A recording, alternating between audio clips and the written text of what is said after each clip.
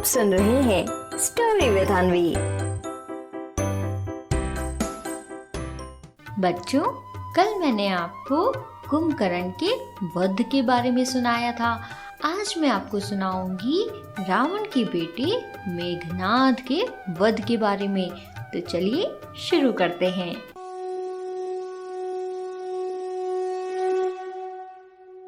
रावण कुंभकर्ण के वध से बहुत दुखी था। वो कुंभकर्ण के बारे में बार बार सोचकर बेहोश होते जा रहा था। फिर होश आने पर दोबारा रोने लगता था। कुंभकर्ण उसका बहुत बड़ा सहारा था। रावण का वो दाहिना हाथ था। कुंभकर्ण को याद कर बस रावण रोते ही जा रहा था। उसे लगा कि मानो लंका अनाथ हो गई है। उसके बेटों ने आज तक रावण की ऐसी हालत नहीं देखी थी। तभी रावण के बेटे त्रिशिरा, देवांतक और नरांतक उसे समझाने आते हैं, उसे हिम्मत बंधाते हैं और उससे कहते हैं कि अभी हम जीवित हैं, हमारे रहते आप बिल्कुल चिंता ना करें। हम राम लक्ष्मण को पकड़कर आपके चरणों में ले आएंगे। बेटों की बात सुनकर रावण उन्हें आशीर्वाद देता है और युद्ध के लिए उन्हें भेजता है। रावण अपने भाइयों महापाशर्व और महोदर को भी उनके साथ भेजता है। नरंतक और अंगद में युद्ध होने लगता है। नरंतक ने अंगद को भाले से मारा। भाले के टूट जाने पर दोनों के बीच मल्ल युद्ध होने लगता है। इसके बाद नरंतक ने अंगद को ऐसा मारा कि अंगद बेहोश हो जाते हैं। फिर वापस होश आने पर अंगद नरंतक पर फिर टूट पड़ते हैं। अंगद उसके सीने पर इतनी तेज मारते हैं कि नरंतक वहीं पर ढेर हो जाता है। नरंतक का अंत देखकर देवांश, महोदर और त्रिशिरा अन्य राक्षसों के साथ अंगद पर आक्रमण कर देते हैं और वो सभी अंगद को घेर कर खड़े हो जाते हैं। तभी नील और हनुमान अंगद को घिरा देखकर उसकी सहायता के लिए वहां पहुंचते हैं। नील फिर महोदर को मारते हैं और हनुमान के वार से देवांतक और त्रिशिरा मारे जाते हैं। और इसके साथ ही ऋषभ नाम का वानर महापाशर्व का वध करता है। अतिकाय अपने नाम के जैसे पर्वत के आकार जैसा राक्षस था। तभी वो वानरों पर टूट पड़ा। ब्रह्मा से प्राप्त शक्तियों की वजह से उसके पास बहुत सारी शक्तियां थीं। उसके विशाल रूप को देखकर वानरों ने सोचा कि कुंभकर्ण फिर से जिंदा होकर आ गया है और वो डर से भागने लगते हैं। इसके बाद लक्ष्मण उसे युद्ध के लिए ललकारते हैं। लक्ष्मण की बात सुनकर अतिकाय उनसे कहता है कि तुम अभी बच्चे हो, मैं राम से युद्ध करने आया हूँ। इतना कहकर वो राम को ललकारने लगता है। तभी लक्ष्मण उस पर बाण चलाकर कहते हैं कि पहले इस बालक से तो युद्ध कर लो। अतिकाय ने दिव्य कवच पहना हुआ था। लक्ष्मण उस पर तीर चलाते, लेकिन वो तीर उस कवच से टकराकर खत्म हो जाते। इससे लक्ष्मण को गुस्सा आने लगा और फिर उन्होंने अतिकाय के सारथी सहित उसके रथ को खत्म कर दिया। ये सब देखकर अतिकाय को और ज्यादा गुस्सा आने लगा और उसने लक्ष्मण पर बाणों की झड़ी लगा दी। लक्ष्मण बुरी तरह से घायल हो गए। फिर लक्ष्मण संभल संभल कर अतिकाय पर अमोघ बाण चलाने लगे। जब सभी वार का कोई भी असर नहीं हुआ तो लक्ष्मण ने ब्रह्मास्त्र छोड़ा, जिससे अतिकाय का सिर कट गया। अतिकाय को मरते देखकर राक्षस सैनिक वापस लंका लौट गए। लक्ष्मण की जीत की वजह से सारे वानर उनकी जय जयकार करने लगे। इधर अपने बेटे और संबंधियों के मारे जाने से अब रावण और ज्यादा दुखी हो गया। उसे अपनी हार समझ आने लगी। उसका संसार के प्रति कोई भी मोह नहीं रहा। उसके मन से राज्य के प्रति मोह और सीता के लिए आकर्षण भी नहीं रहा।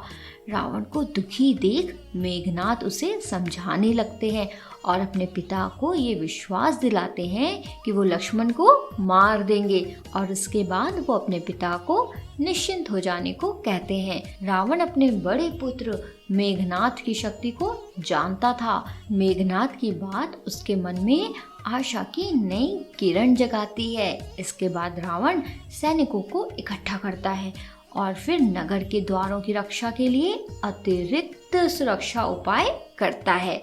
सीता पर और कड़ा पहरा बैठा देता है। इन सब के बाद मेघनाद युद्ध के लिए निकल पड़ता है। अस्त्र शस्त्रों से सुसज्जित मेघनाद के रहने से राक्षस सेना में नया जोश आ जाता है। इसके बाद पूरी राक्षस सेना वानर सेना पर टूट पड़ती है। मेघनाद मायावी यानी बिना किसी को दिखे युद्ध करने लगता है और फिर वो अपना ब्रह्मास्त्र चलाकर लक्ष्मण को बेहोश कर देता है। और लक्ष्मण को बेहोश करने के बाद उन्हें ऐसी ही हालत में छोड़कर मेघनाद वापस लंका लौट जाता है। लक्ष्मण को बेहोश देख वानर सेना में खलबली मच जाती है। इसके बाद विभीषण परेशान वानरों के पास आते हैं और उन्हें समझाते हैं। फिर विभीषण जावंत के पास पहुंचते हैं।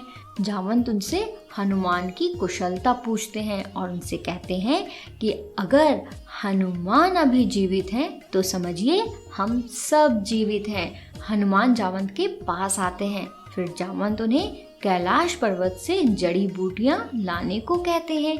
मृत संजीवनी, विशलकर्णी, स्वर्णकर्णी और संधानी नाम की जड़ी बूटियों की पहचान बताते हुए जावंत हनुमान से कहते हैं कि ये पर्वत पर चमक रही होंगी। इनके इस्तेमाल से लक्ष्मण की बेहोशी दूर हो जाएगी और घायल वानरों के घाव भी भर जाएंगे। इसके बाद हनुमान बिना देरी किए तुरंत कैलाश पर्वत की ओर जाते हैं। वहां पहुंचने पर उन्हें एक भी जड़ी बूटी समझ नहीं आती है, इसलिए वो पूरा कैलाश पर्वत ही उठा लाते हैं। इसके बाद इन जड़ी बूटियों की गंध से लक्ष्मण ठीक हो जाते हैं और साथ ही घायल वानर सेना भी स्वस्थ हो जाती है। सब कुछ ठीक होने के बाद वानर सेना रात के समय लंका के अंदर जाती है और रावण के सैनिकों पर भयंकर आक्रमण कर देती है। राक्षस जान बचाकर इधर उधर भागने लगते हैं। वानर लंका के एक एक घर को जलाते हैं। चारों ओर से आग की लपटें निकलने लगती हैं। लंका को तहस नहस कर वानर सेना वापस लौट आती है। अगले दिन सुबह मकराज के साथ राक्षस लड़ने आते हैं। मकराज खर का बेटा था। वो राम पर आक्रमण करता है। तभी राम उस पर अग्नि बाण छोड़ते हैं और उसका वध करते हैं। इसके बाद रावण फिर से मेघनाद को युद्ध करने के लिए भेजते हैं। मेघनाद युद्ध करने से पहले देव दानवों को खुश करने के लिए यज्ञशाला जाता है। मेघनाद ने यज्ञशाला में यज्ञ करके देव दानवों का आशीर्वाद लिया और फिर युद्ध की जगह पहुंचता है और फिर बिना दिखे राम की सेना पर बाण बरसाने लगता है। वो छुपते हुए राम और लक्ष्मण को भी घायल कर देता है। तभी लक्ष्मण उस पर ब्रह्म अस्त्र चलाना चाहते थे, लेकिन राम लक्ष्मण को ऐसा करने से रोक देते हैं।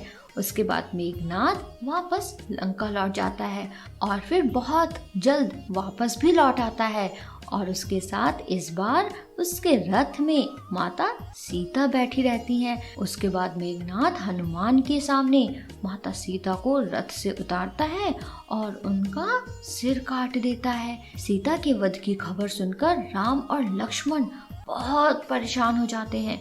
दोनों रोने लग जाते हैं। फिर विभीषण उन्हें समझाते हैं कि ये असलियत नहीं है, वो तो मेघनाद की माया है। उसके बाद मेघनाद लंका वापस पहुंचकर निकुंभिला देवी के मंदिर पहुंचता है और उन्हें खुश करने के लिए साधना करने लगता है। तभी विभीषण राम से कहते हैं कि अगर मेघनाद का ये यज्ञ सफल हो गया तो उसे कोई भी नहीं मार सकेगा, इसलिए उसे यज्ञ पूरा करने से रोकना होगा। फिर राम के आदेश से लक्ष्मण विभीषण के साथ उससे युद्ध करने के लिए निकल पड़ते हैं। वानर और भालू भी लंका जाकर राक्षसों को मारना शुरू करते हैं। राक्षसों को खत्म होते देख मेघनाद देवी की पूजा करना बंद कर देता है और राक्षसों को बचाने निकल पड़ता है। मेघनाद को जिस रास्ते से लौटना था उसके बारे में सिर्फ विभीषण जानते थे, इसलिए विभीषण लक्ष्मण के साथ मेघनाद का उसी रास्ते में इंतजार करने लगते हैं। जब मेघनाद वहां से गुजरता है तो उसका रास्ता वो दोनों रोक लेते हैं। विभीषण को वहां खड़ा देख मेघनाद को गुस्सा आ जाता है और वो गुस्से में मेघनाद से कहता है कि लक्ष्मण को यहाँ लेकर आने पर तुमने देशद्रोही की भूमिका निभाई है। इस जगह के बारे में लक्ष्मण को कैसे पता चल सकता था? आप मेरे पिता के छोटे भाई हैं, लंका आपकी भी है, आप यहीं पर पले बढ़े हैं। अपने और पराये में अंतर होता है। दूसरे चाहे जितने भी अच्छे हों, बड़े हों, श्रेष्ठ हों, वो कभी अपने हो ही नहीं सकते। आपके इस देशद्रोह को लंका कभी भी माफ नहीं करेगा। इतना कहकर दुखी मेघनाद गुस्से में लक्ष्मण पर बाण की वर्षा कर देते हैं।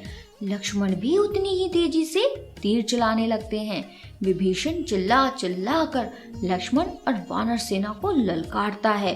लक्ष्मण मेघनाद पर प्रहार करने लगते हैं। वो मेघनाद का कवच तोड़ देते हैं। मेघनाद भी लक्ष्मण का कवच काट देते हैं। उसके बाद लक्ष्मण मेघनाद के सारथी को मार देते हैं। मेघनाद की हालत बहुत खराब हो जाती है। वो अब रथ भी संभाल रहा था और तीर भी चला रहा था। इसी बीच वानर रथ के घोड़े गिरा देते हैं। फिर मेघनाद दूसरा रथ ले आता है। लक्ष्मण एक एक कर मेघनाद के 2 धनुष काट देते हैं। मेघनाद फिर तीसरे धनुष से युद्ध करने लगता है। तभी विभीषण मेघनाद के रथ के चारों घोड़ों पर प्रहार करता है और उन्हें गिरा देता है। मेघनाद को लगने लगता है कि अब वो हार जाएगा। उसको विभीषण पर गुस्सा आने लगता है और तभी वो उसको मारने के लिए उसकी तरफ बढ़कर उस पर तीर चलाता है। तभी लक्ष्मण उसके रास्ते में आ जाते हैं और उसके तीर को रोक देते हैं। मेघनाद के पास रथ नहीं था तो फिर उसे मारने का अच्छा मौका देखकर लक्ष्मण उस पर इंद्रास्त्र छोड़ते हैं। ये उन्हें विश्वामित्र ने दिया था, जिससे मेघनाद का सिर कट जाता है। मेघनाद के मरते ही राक्षस लंका भाग जाते हैं। इसके बाद राम लक्ष्मण एक दूसरे के गले मिलते हैं। फिर राम लक्ष्मण से कहते हैं कि अब लंका पर विजय पाना निश्चित है। तुमने लंका के सबसे बड़े योद्धा को मार गिराया है। इसके आगे क्या हुआ सुनाऊंगी कल। तब तक के लिए रखें अपना ख्याल। जय श्री राम।